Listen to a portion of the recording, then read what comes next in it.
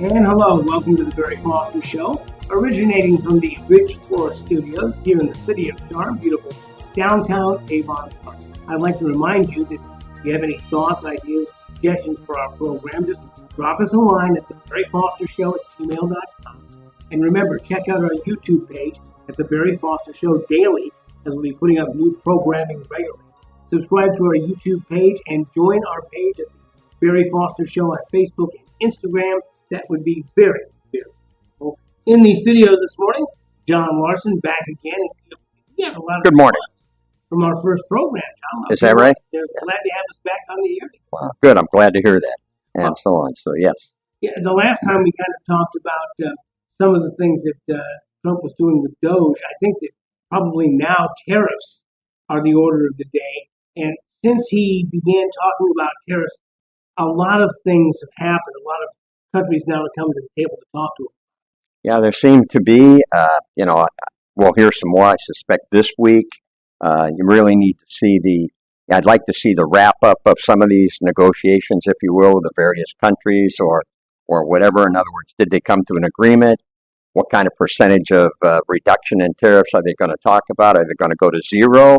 Which, to me, free trade is zero tariffs. That's where you need to be. That's what he wanted. Right, That's zero tariffs. So, yeah. And he's talked about this for years. I've been now seeing clips from the Oprah Winfrey show back in the 80s when he was talking about the exact same thing about how we can't sell our products abroad, but they come over here. I mean, they make it not only tariffs, but restrictions on our products. And so now some of the smaller countries, Israel, Italy, some of the smaller, Vietnam, are coming to the table to talk about doing things. China is a little more stiff-necked. Oh yeah, they're going to fight it all the way, and they're going to try and punish us as much as they can to try and persuade us from doing this. In other words, trying to get them to reduce their tariffs or eliminate their tariffs. But in the end, and really, I think the whole ball game is yes. And what I heard somebody explain this morning, which I think is right. Somebody was saying, well, why do you pick on the small countries? But here's what's part of the issue. Some of the small countries make a small component of a big thing. And if you don't get all the small components connected to the big thing, you're not going to get anything. So we really need to get, like some small country may produce one little chip or something that nobody else produces. But that chip goes into something that's much bigger. So you need to get all these little guys and the big guys together and say, okay, look, either let's all go to zero or reduce your tariffs to an agreeable amount that we're going to say, okay, we can live with that. Well, I mean, if you go to the grocery market, you see that mangoes, a product of Guatemala, a product of Mexico. We've talked for years about how American cars aren't really American cars anymore because the starter is made in Mexico. Right. So you're right. Those tariffs do add up to a lot more. I mean, a tariff here, a tariff there, putting a car together, that adds up. Yeah, and again, it's all these things come together as one big component of something that you absolutely need to have, and you need to have the ability to either get it at a good price, no tariffs, if you will, or the ability to produce it here in this country, one or the other. And I think two things. Number one, Trump's the master negotiator, and I saw a discussion one time about this guy who's pitching an idea to his boss, and his boss seemed really not very much interested in it, and he made the guy work harder and harder, and finally at the end he goes, okay, we'll do it your way. And he said, I just want to tell you something. I was going to do this all the time. I just want to see how serious you were about pitching this idea, how far you would go to make it work. And I think Trump is the same way, especially with the Chinese, because they've had their way for such a long time, and they have been able to bully the West into what they wanted. And I think that those days may be over, because Trump is going to say, you know what you're encouraging us to do is make our own stuff. Oh yeah, and in the end, that's where we really need to be. I mean, if you can't get this thing totally the way you want it or you need it for the country, and this is all about the country. It's not about Donald Trump. Trump gains nothing by getting these tariffs in line, but financially, the big picture of trying to lower our debt, if you will, decrease the amount of spending, you've got to eventually get this stuff to where it's zero tariffs coming into your country from some small other country, if you will, or the ability to produce it here. And to be self-sufficient. It was about 2 years ago now, I think, that we had a guest on. Sorry, I can't call her name, but she was very, very adamant about us producing our own pharmaceuticals because a lot of them are produced in China, and two things may happen. Number one, they may be compromised, and number two, they can just shut off the water and say, you know, that heart medication, you can't get it anymore. Yeah, and that's a very serious situation. I mean, it's absolutely the worst thing you could get into, short of being invaded, if you will. But so many Americans, right, wrong, or indifferent, so many Americans, including me, are on medication. And now, could I live without that medication? I don't know. I guess I'd have to ask the doctor. Okay, if I can't get this medication anymore, what's my expiration date? So yeah, it becomes a very serious thing for millions and millions of people in this country, and that's a really critical issue. And I understand why. Why was money? It was all about the money for the drug companies to ship the manufacturing over to China, India, whatever other country produces these pills, if you will. And that to me was, yeah, you can outsource a lot of things, but when you're outsourcing medication that's absolutely needed, that to me was, I don't know how I know they got away with it, but I don't know why they would want to get away with it, because really it's to the total detriment of the country. As we discussed last time we got together, it's a trend. Like the Doge way that government spends money, it's been occurring over centuries. It just becomes like par for the course in the way they do business.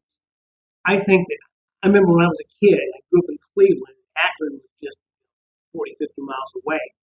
And it was a big deal because they used to make the tires in Akron. Then they shipped the production to the South because it was less expensive to have it made in the South.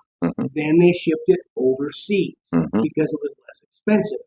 And to get back to pharmaceuticals, you know that what they're doing in China is much less expensive. They're paying them much lower wages to produce this and live on a fixed income.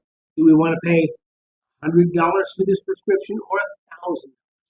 Yeah, and in China, let's face it, they have slave labor. I mean, even if they pay their folks $5 a day or whatever their going number is, maybe they pay more today, but still, it's slave labor. I mean, if you don't conform to the Chinese, all of a sudden, you're on the 17th floor and, oh my gosh, I'm hitting the ground. So they have no qualms about, get rid of you and I'll bring somebody else in tomorrow, no problem. Yes. So we're up against an unfair playing field by far. There's no doubt about it. And it's been unfair for years. We've heard Mr. Trump, then President Trump, saying basically the same thing. He said they have enacted. I saw a Facebook indication that when you send American milk to Canada, it's a 243% tariff.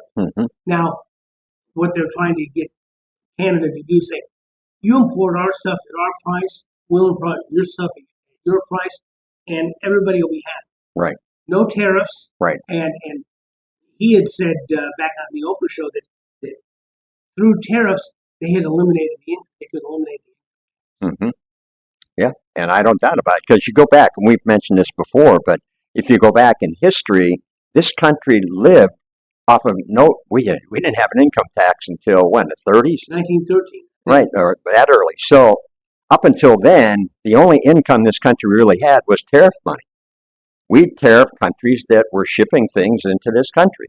And so, okay, so that was the beginning, but then once we got into the income tax, then everything just went downhill from there. Well, they just found ways to spend that money as well. Oh, yeah, and money they didn't have. And to be honest, for the folks who used to listen to us on the radio and now listening to us here on this podcast, for years we have been talking about buying American and buying at least from friendly countries. I remember one of my favorite examples. We were in the big box store. We had to buy some super glue.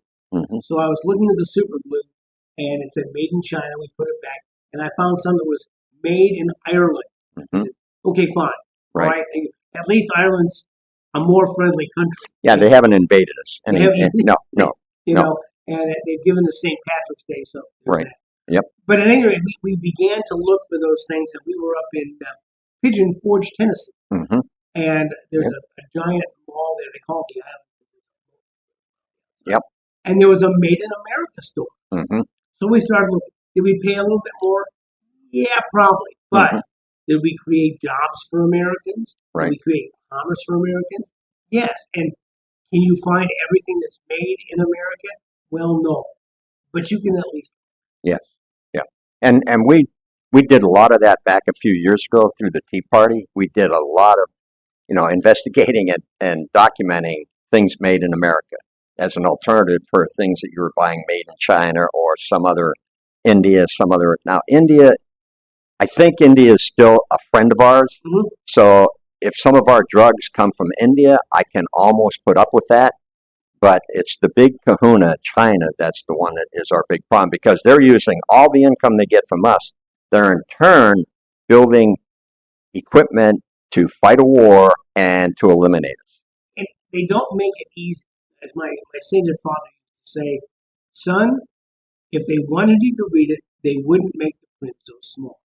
And so when Alex Newman, one of our guests, said there's a big difference between designed in the USA and made in the USA, fabricated in the USA. Right. And I bought something the other day, and it said, we bought a box fan, and it said, made in America with some foreign parts. Right. I'm thinking probably the switch that they got that turns in between the three silent running roads. Right. Is probably not made in America. No.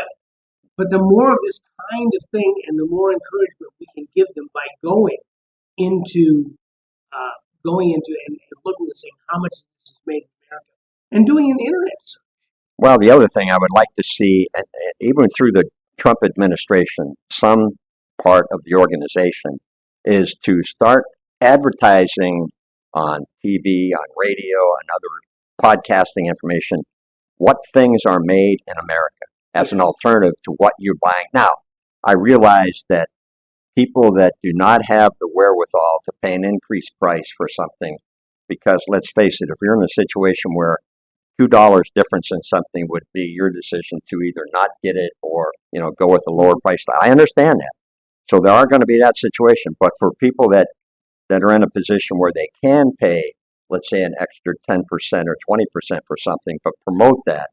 And then at the same time, put some kind of a reward situation in the system for manufacturers to promote their products to the American people.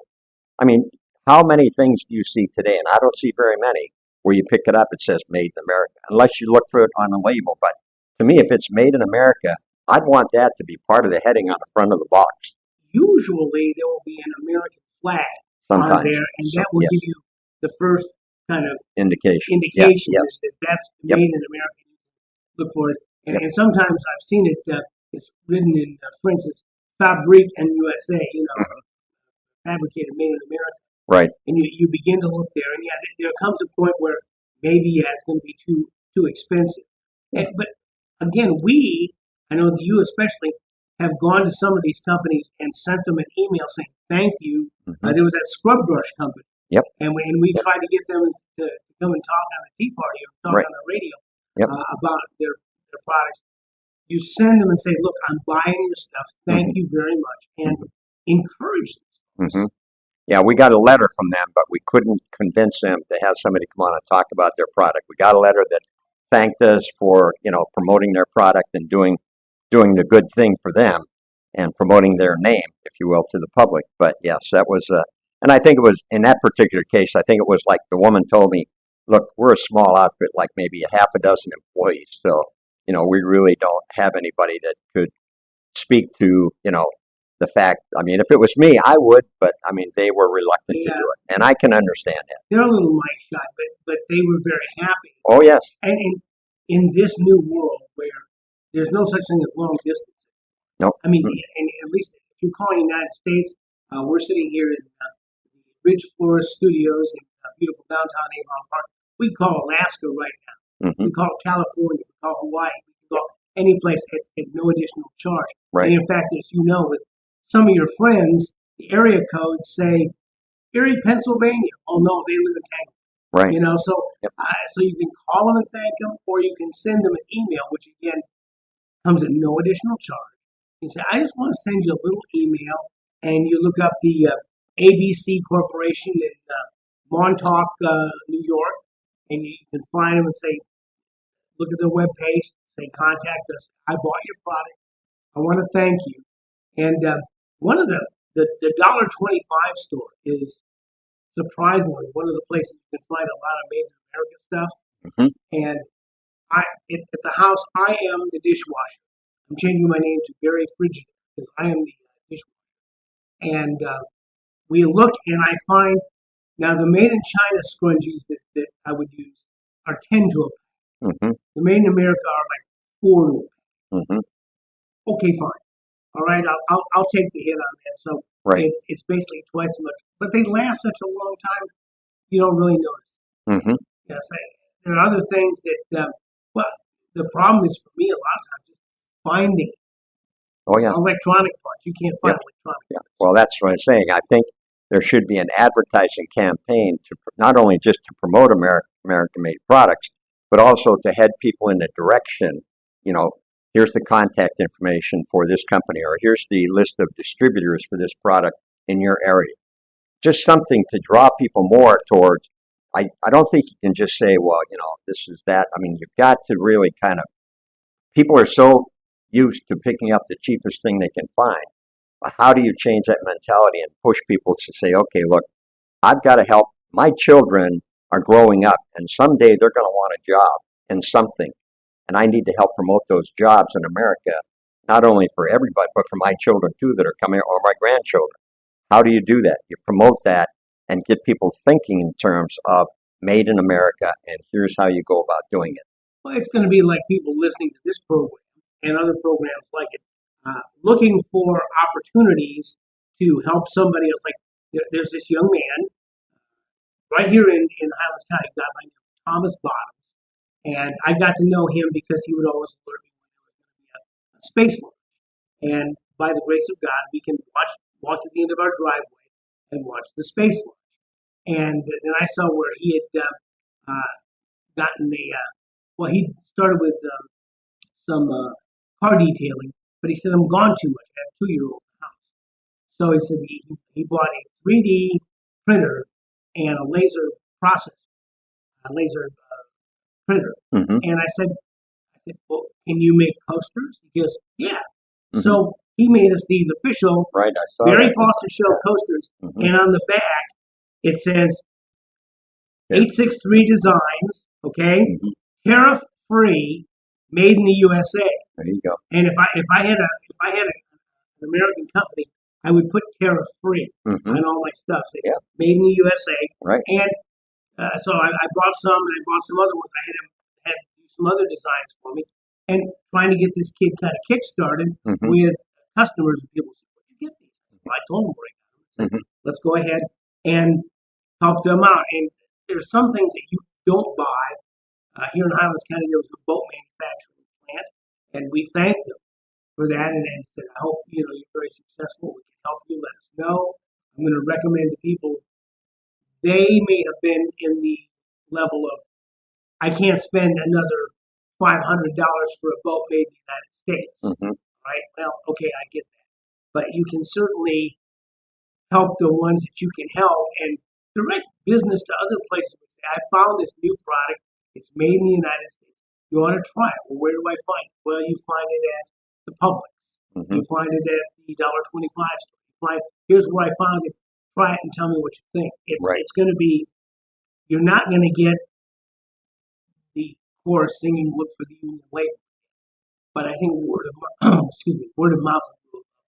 Oh yeah, and word of mouth is free advertising. Yes, I'm like, commercial advertising, that kind of word of mouth thing, and they'll always tell you that the best salesperson you have is a satisfied customer because they'll tell somebody else about your service, and then that person hopefully will tell somebody else. So yeah, it's free. I'd like to. You can contact us by going to the Barry Foster Show. That's AR. The Barry Foster Show at gmail.com, and let us know if the tariffs have affected you. Have some of your made outside of the United States products gone up sufficiently in price that you have gone to look for a meaningful alternative, maybe made in the United States? Mm-hmm.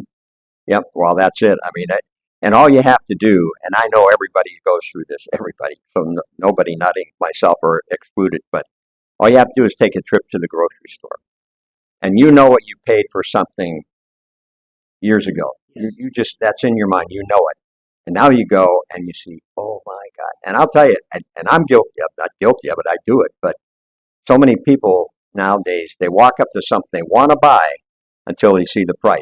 And then they say, no, I can do without it. So they'll go on by. Or to see where it was harvested. Like they had these blackberries at the grocery store. Mm-hmm. And as I walked up, I looked and right on it said, a product of Mexico. Mm-hmm. And I said, nah, I'm thinking no on that. You know, we do go to a farmer's market up in Sarasota once every month or 6 weeks. Mm-hmm. Stock up from a place called Warden's Nurseries. They grow all their own stuff, so we know it was grown not only in the United States, it's grown in Florida. Right. And so we buy stuff there. But they've taken away product of place of origin labeling on a bunch of this stuff, so you really don't know where it's grown. No. And you talked earlier about how advertisers put things on their products so you don't know where it comes from. And like, you know, one of the big box stores, I know what they did a few years ago was to put on distributed from. Yes. Okay, so it goes to their major location, which may be someplace in Arkansas, by the way, all right, and whatnot, and then they put on their, you know, distributed from Arkansas, but it was made somewhere else. Otherwise, they would have put it on. And I remember, too, when they said, we're going to set aside part of our store for made in American products, but I haven't seen that in, I mean, a long time. I've never seen long time. I've never seen and so on. So that's what they were going to do, try and promote made in America stuff. But and so it kind of falls to us. Does it make it more difficult? Certainly. Oh, yeah. It makes it more difficult for us to go and to find that kind of thing. Mm-hmm. I know. I get it. So the next thing is, how dedicated are we to doing this kind of thing? And the next thing is that if you're going to look for citrus fertilizer, we put citrus fertilizer on our plants out there. And we go to look, well, Sandra looks for the word organic, but then I look at what it's a product of and where it came from. We all know 2 or 3 years ago when the Biden administration did the fertilizer, they just went through it like hotcakes. And so we look for that kind of thing, and then the question becomes, do you then go to an American product company and say, look, I wanted to buy this fertilizer, let's say it's Ortho, pick a big company, but you'll make it. You know, what is it? And a lot of times they will answer. Mm-hmm. Yeah. No, it takes, you're right, it takes legwork and it takes some investigation in order to zero in on what the options are you have when you're buying something. And if you can find it, okay, now who in my area sells it? Or, like a lot of people, do you have to go online to buy it? Because that's the other thing.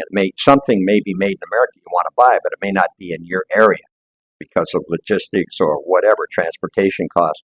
So you have to go online maybe to buy that product. You might be able to buy it right from the company because there are things that I buy now direct from the company. Yes. Direct from the company. And it is made in America stuff. For instance, juice of a specific kind. It comes out of Michigan and so on. So it's made in this country. But again, it takes either somebody telling you about it or you finding it on your own. You have to kind of look, and sometimes if you find a product you like, then you can research similar products and find something that's made in the United States. And the other thing is, I think it's time that we really spend some quality time doing internet searches about the tariffs. You know, put in Trump tariffs. You're going to find a lot of stories about, how it's hurting the small businesses, how it's hurting this, how it's hurting that. But I think you'll also find a number of stories about how the United States has now come to terms with this country, that country, another country. When he had set the deadline, I think it was between 50 and 70 countries had gone through what we would refer to as back channels to tell the Trump administration, whoa, wait a minute. We'd like to negotiate this. Don't kill us yet. Don't kill us yet. Let us negotiate. Let us come to the table. And again, they're smaller countries, but as these smaller countries come to the table, pretty soon the larger countries are going to say, look, they're going to be making the stuff that we're making. They're going to start eating our lunch. We can't have it. So as he goes, the bigger countries, I think finally China will capitulate. He's just got to find a way to let them capitulate with face. Because in the Orient, that's a big deal. Losing to them is a big deal. If they can come to mutual terms, shake hands, say, "Oh yes, we came to a mutual agreement," and everybody can walk away smelling like a rose, no matter what the truth of the matter is, that will work a lot more quickly. Well, and the other thing is that we in this country have been really the subject of low-cost items for a long time. Advent of China into this country, so we've gotten accustomed to something being, what other countries might pay. We're paying a little bit less because of the Chinese factor and other issues, but also because of the tariffs. I mean, why should we be paying tariffs to a country that they pay no tariffs? We charge them nothing, 2%. They're charging us 25% or 45%. Why is that? And I know that may be their stabilization of their economy, but at some point you have to take a look and say, wait a minute, what's fair is fair, and what's better than zero tariffs? There should be no tariffs. There should be no tariffs between countries, but some people do it to artificially prop up their economy at the detriment of the United States. And as I looked at it, like I told you last week, our debt is $37 trillion, all right? At the point I looked at it on the 30th of last month, Canada's debt was like $1.3 billion. Mexico's was like $840 billion. Ours is $37 trillion. At some point, the big fish, the United States, is running out. We're already running out of money. Yes. All right. So if our economy totally collapses, guess what, Canada and Mexico? Your economy is going to collapse along with it. It'll be a worldwide depression. Oh, yeah, it will be. Absolutely. And we're getting near the end of this segment here, but I think I would be remiss if I didn't talk about, we have a doctor coming in to the Tea Party on Tuesday. We'll talk more about this next week on our segments. But I think that when it comes to medication, I think that people really need to begin to look at more holistic ways of kinds of foods that they eat, kinds of juices that they drink, kinds of things that they can find that will help them with certain maladies that they have. And it may not be as fast, but the side effects are much less prominent. And I think that people will begin to look at ways from turning away from pharmaceuticals and finding holistic or natural ways to heal themselves. What was it? Oh, I know. The RFK, when he came out with a chart here not too long ago, right after he got put in this position of I think ADHD or whatever young children are getting today, if you go back and look at the charts from starting 40, 50 years ago to today, the spike in that is unbelievable. The number of children that come down with these things is unbelievable. And he said there's no doubt that it's coming from the intake of what they're putting in their bodies, what they're eating. The dyes, the colored dyes that they're eating, the other kind of additives that are put in these foods, the sugars. The sugars are a big thing for children, especially when you talk about breakfast cereal. Oh my gosh, look at the sugar content and the coloring in some of these foods. And it attracts the children, and they kind of get hooked on this stuff, so they don't want anything else. They want this stuff that is sugary. We're going to talk about RFK because that is a great thing that we need to discuss. But this will take care of this segment. So you've been listening to the latest edition of the Barry Foster Show, recorded on April 21st at the Ridge Floor Studios, located in the City of Charm, beautiful downtown Avon Park. If you have thoughts, ideas, or suggestions for our program, drop us a line at thebarryfostershow@gmail.com and check out our YouTube page, The Barry Foster Show Daily, is putting up new programming regularly. And please subscribe to our YouTube page and join our pages at The Barry Foster Show on Facebook and on Instagram. And we'll see you next time.